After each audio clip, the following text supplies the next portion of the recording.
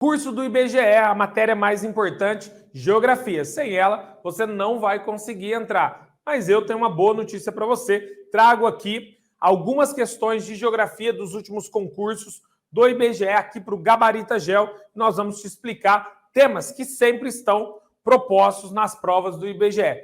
Migração brasileira, urbanização, demografia, todos esses processos são extremamente importantes. E também a questão da energia no Brasil. Vamos lá. Banhada por importantes rios e com abundância de ventos, a região sul do Brasil é um dos maiores polos de geração de energia do país. É lá que se encontra a maior usina hidrelétrica do planeta, né? Hoje nós já temos aí, né? Na época em que a questão foi feita, era Itaipu. Hoje, na verdade, né, a maior usina hidrelétrica do mundo é a usina de Três Gargantas, né, na China. Mas a gente vai ter aqui da maior usina hidrelétrica do Brasil e das Américas também, que é a usina de Itaipu, em Foz do Iguaçu, né, que por geração por megawatts-hora, né, é gigantesca e reflete aí mais de 15% da energia consumida no Brasil e 72,5% do consumo no Paraguai. Lembrando que a Itaipu é binacional, ela é brasileira e paraguaia. A usina hidrelétrica mencionada no texto localiza-se na bacia hidrográfica, né? De qual rio?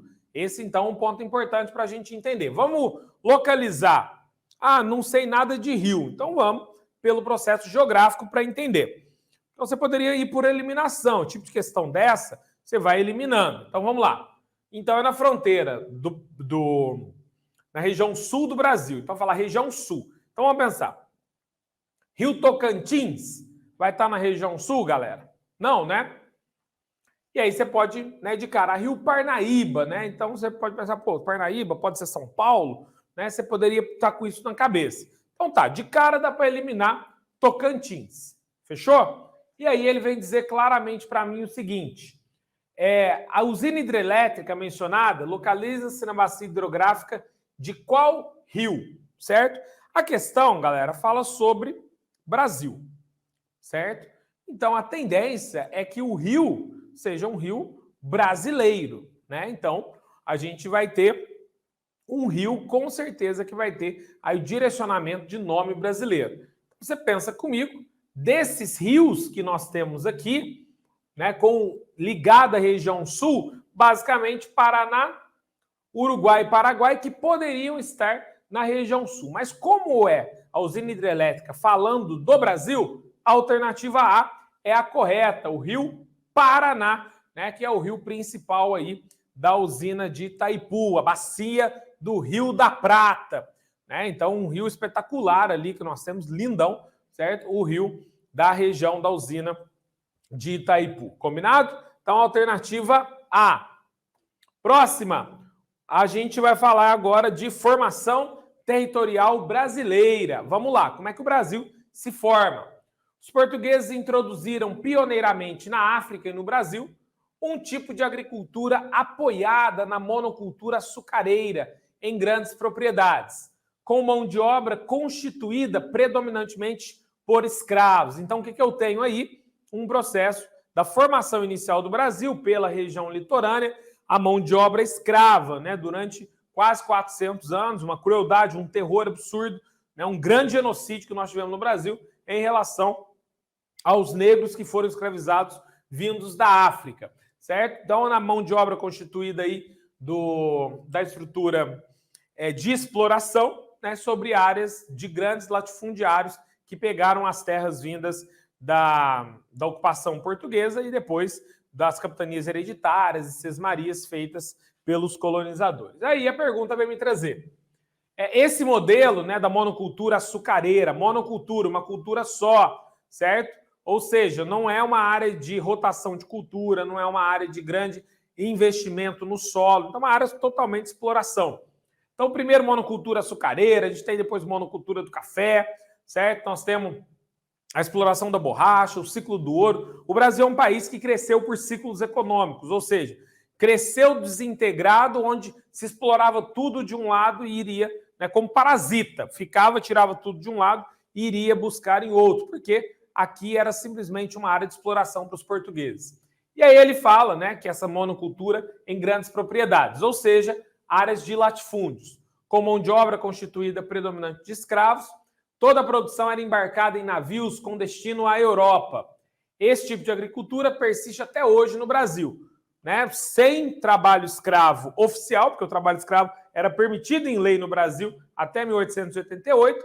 Hoje nós temos trabalhos análogos à escravidão, certo? Tivemos o caso, vocês devem se lembrar, das vinícolas do Rio Grande do Sul, né, que tiveram trabalhos análogos à escravidão, tá? Então, dentro desse processo, você vai ter esse tipo de agricultura que ainda permanece no Brasil, mesmo quando o trabalho não é análogo à escravidão, um trabalho formal ou muitas vezes o trabalho informal, né, que vem as pessoas para colher, né, para plantar em uma época do ano, persiste até hoje, né, na exportação de produtos tropicais, commodities.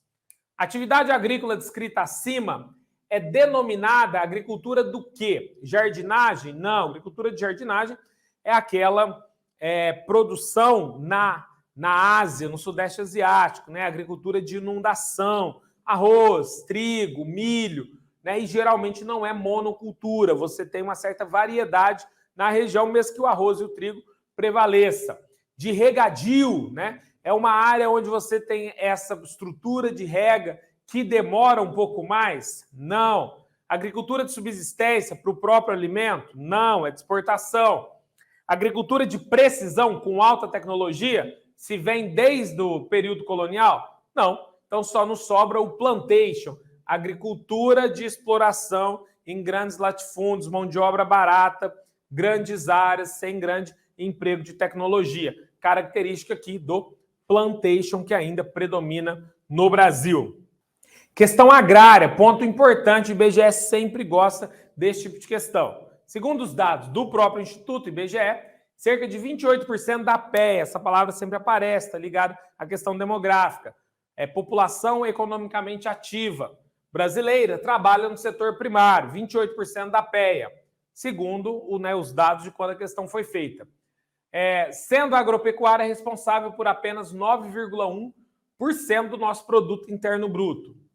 Levando em conta que ainda grande parte dos trabalhadores agrícolas mora na periferia das cidades e que eles se deslocam diariamente ao campo para trabalhar como boias frias em modernas agroindústrias, percebemos que, apesar da modernização verificada nas técnicas agrícolas, ainda persistem o subemprego, a baixa produtividade e a pobreza no campo.